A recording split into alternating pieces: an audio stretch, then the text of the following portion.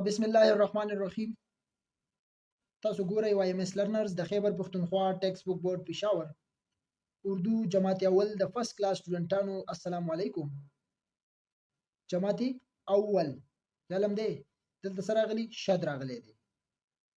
Test addition निसाब 2020 के मुताबिक د فرست کلاس سټوډنټانو مونږه په اردو بک کې 36 سبقونه ویلو 36 راځو نن به سبق نمبر 37 دا به تاسو له درکو راځي چې سٹارټ واخلو. سبق نمبر 37 ته پیج نمبر 68 ته او سبق نمبر 37 نوم دی تشدید. تشدید څه ته وایي؟ دې سمبل ته وګورئ، دې نشان ته وګورئ، دې ته څه وایي؟ تشدید. مونږ چې ورته شد وایو، صحیح ده؟ دې ته وایي تشدید. لومبه خو تاسو دا وپېژنئ چې تشدید څه ته وایي او د تشدید کار سره څنګه استعمالیږي، کوم ځای کې راځي، صحیح ده؟ دا ټول سبق دا به دی تشدید باندې دی. د تشدید دې شد ته وایي، صحیح ده؟ دا سمبل دی، دا علامت دی.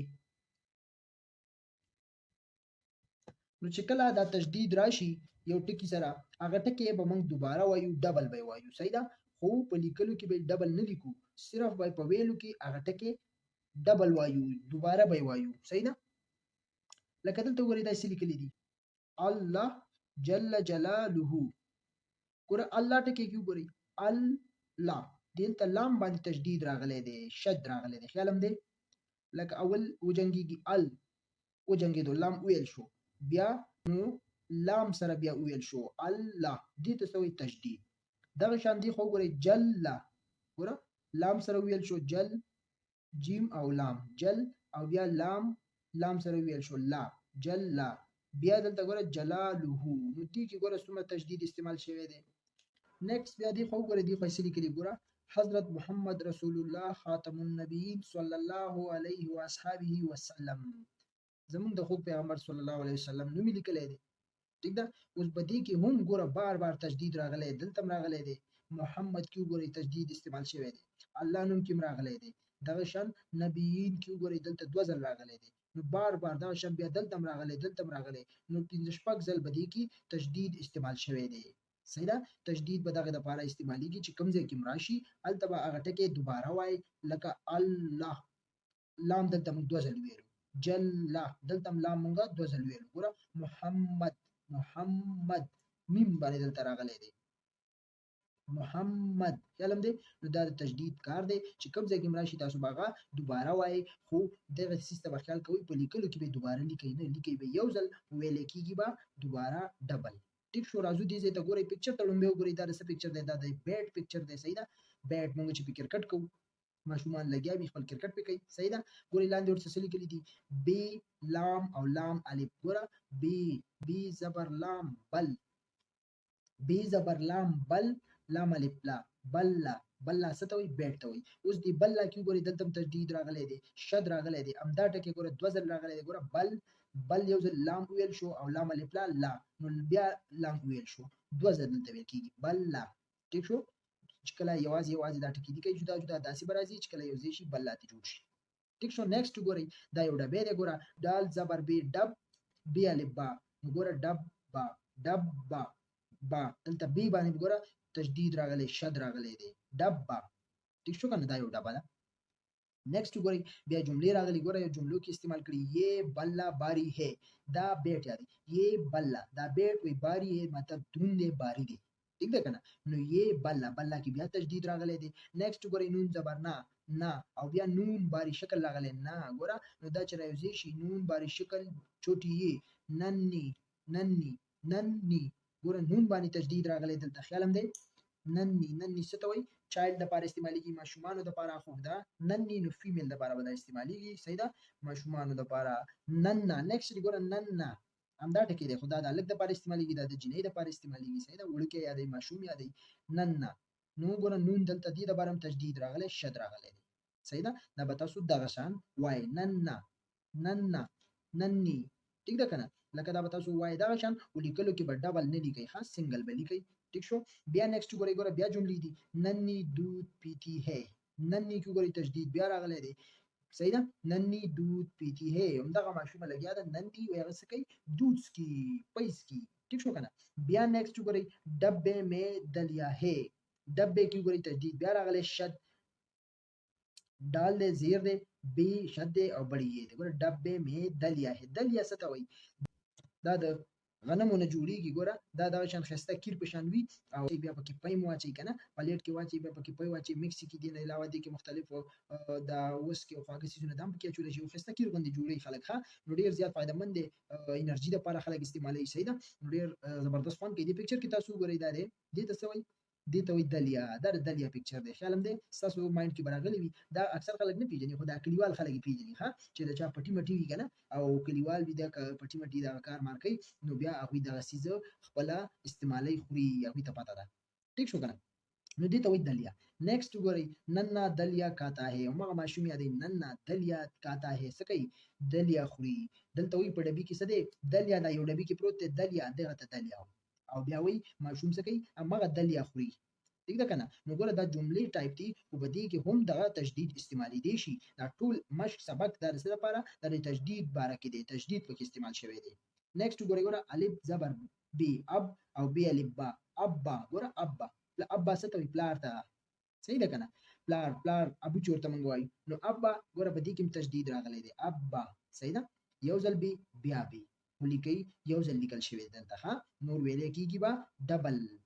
بیا وګورئ ابا جی کیت میں کام کرتے ہیں ابا جی دلته بیا تشدید راغلی دی خیال هم دی ابا جی په کیت څه ته وایي پټي کې لګیا دی خپل کار کوي هلته خپل کار کوي په پټي کې نیکسټ ګوره امی ټکی هم کې هغې کې هم راغلی دی امی څه ته وایي مور ته ګوره میم دې باندې تشدید راغلی شد ٹھیک ده بیا نیکسټ دی سین زبرسا کا پیشواو کو او لام سکول خیال دی سکول کې اوس تشدید نه دی راغلی صحیح ده که نه سکول دا ساده دی نیکسٹ دی پڑھاتی کې هم تشدید نشته ګوره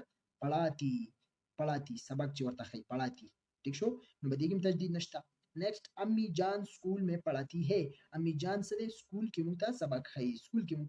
سبق ښایي امی یادې ښه نو امی کې تشدید راغلی دی صحیح ده نیکسٹ ګوره کوه په دې کې بیا تشدید راغلی واو باندې وګورئ شد راغلی تشدید استعمال شوی دی کای کوه څه ته وایي کارغه ته کای دغه आवाज کوي صحیح ده کای یو ساوند دی نیکسٹ وګورئ کوه کای کرتا ہے وایي کارغه چې دی هغه څه کوي کای आवाज کوي کارغه کای आवाज وباسي صحیح ده که نه نو کوه کای کرتا ہے عین زرعی زی زال زی زرزا تی عین زرعی زی زبرزا تی عزت ګوره عزت کې تشدید راغلی دی ٹھیک ده شد راغلی دی عزت څه ته وایي د یو کس عزت کول صحیح ده دې څه وایي عزت مشرانو عزت کول نیکسٹ سچ هی عزت ہے سچ کې وګورئ چې د بره تشدید راغلی دی سچ چې دی وایي هغه هو عزت دی په سچ کې عزت دی مطلب چې رښتیا وایي ستاسو به عزت کېږي ستاسو به خلک عزت کوي دروغ به نه وایي صحیح ده که نه نیکسٹ ګورئ خریدو ګوره خریدو کې څه شی دی خریدو کې تشدید نه دی استعمال شوی نه دی راغلی پکې نیکسٹ پل خریدو تو کچا پکا دیکھ لو اوس په دې جمله کې هم راغلی دی ګوره دلته هم راغلی دی او دلته هم راغلی کچا چې کې پکا کاف کې ګوره نو دلته تشدید شد استعمال شوی دی او چې کله تاسو فروټ اخلئ نو ښه کچا پکا مطلب ښه پوخ او کچا دغه شان تاسو ګورئ بیا اخلئ صحیح ده که نه لکه خراب ما اخلئ ښه ګورئ چې ښه برابر وي صحیح وي صحیح ده څه مسله پکې نه وي بیا یې اخلئ نو کچا تشدید استعمال شوی پکا تشدید استعمال شوی دی راځو نیکسٹ پیج ته پیج نمبر 69 ته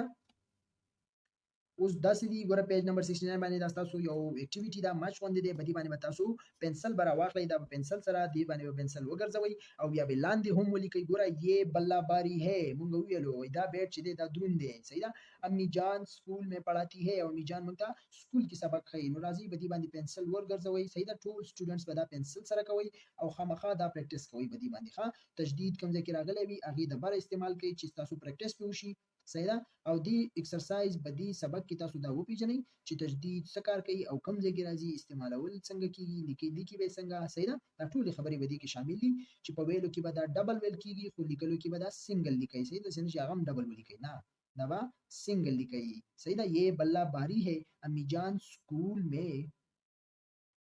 پڑھاتی ہے دا ټول به دغه شان پنسل سره ټول سټوډنټس ولیکئ په صحیح طریقې سره صحیح ده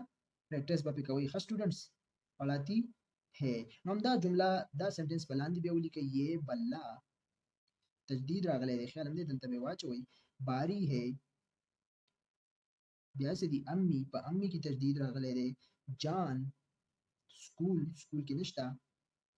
मैं पढ़ाती है ٹھیک شو لاندې بیا وګورئ یو بل سنټنس راکړی سچ هی عزت ہے رښتیا چې دی وایي هغه عزت دی صحیح ده رښتیا وایي دروغ مه وایي ٹھیک شو او کوه کای کای کرتا ہے کوه کارغه دی وایي هغه څه کوي کای کای اواز کوي صحیح ده دغه اواز څه دی کای کای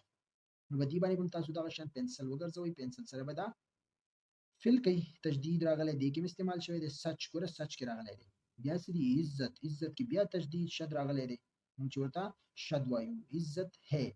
ٹھیک شو بیا به دا ولیکئ کوه کوه کې تجدید استعمال شوی دی کای صحیح ده یو आवाज دی وایي کوه کارغه چې دی کای کای आवाज کوي ٹھیک شو دا هم په پنسل سره پور کوي مطلب پنسل سره به دا دې د بره وګرځوئ پنسل ٹھیک شو بیا به همدغه ټکي لاندې مو لیکئ سچ تجدید هی عزت عزت کې تجدید استعمال شوی دی ہے نیکسٹ بیا څه دي کوه کارغه یادوي کای کای आवाज کوي کای کای کرتا ہے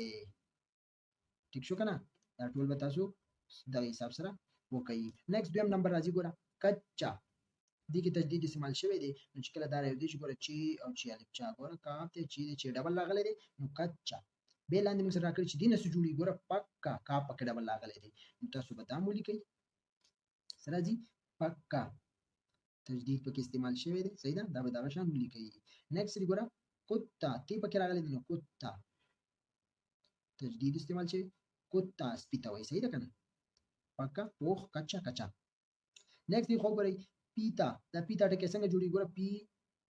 یې دا چوټي یې د تی الف تان پیتا به چې کله جدا جدا شي ګوره پی یې تی الف پیتا لاندې راګړي جیتا جیتا څنګه جوړیږي نو تاسو ولیکئ جیم یې